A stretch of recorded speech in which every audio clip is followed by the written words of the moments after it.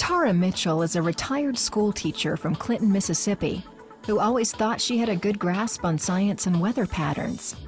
So it seemed almost routine when she and her son Mac stopped at a Wendy's fast food restaurant in Yazoo City to wait out what they thought was just another storm.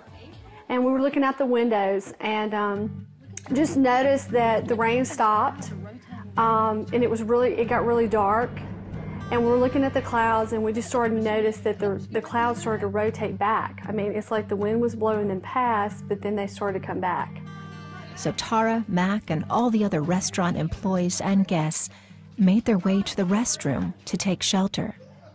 And as soon as we closed the door, the lights went out. And then there was a sound. It sounded like a cannon.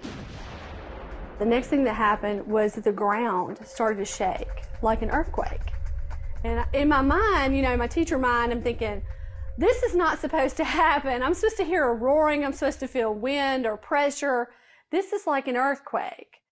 By now, people were crying and trying to call out to their friends and family. And I just thought, what can I do? There's going to be something I can do. And so I just thought, pray and just thank God for what he hasn't done yet. I just began to thank him for his protection, that he created the storm and that God was in control of the storm, and if it was his will, it could pass. I knew he promised in his word that it was not his will, it was not God's will that anyone should perish. So to just give them a chance to call upon the Lord, and it was over right after I said that. Tara stepped out of the restroom first. The brick wall with the glass windows to the right of the restaurant, it was totally gone. All of the windows were gone. Chairs and tables, some of them were missing. The counter where you stand and place your order was not even in the restaurant. The ceiling tiles in the restaurant the ones that were not missing were hanging so that you could see the sky. And there was glass everywhere. Weather officials later reported that the tornado on April 24, 2010 was on the ground for 149 miles. It lasted nearly 3 hours and reached a maximum width of 1.75 miles. It reminds you of Katrina. And of course, that was Governor Haley Barbour. There are now official fatalities from this storm. A lot of people unaccounted for right now.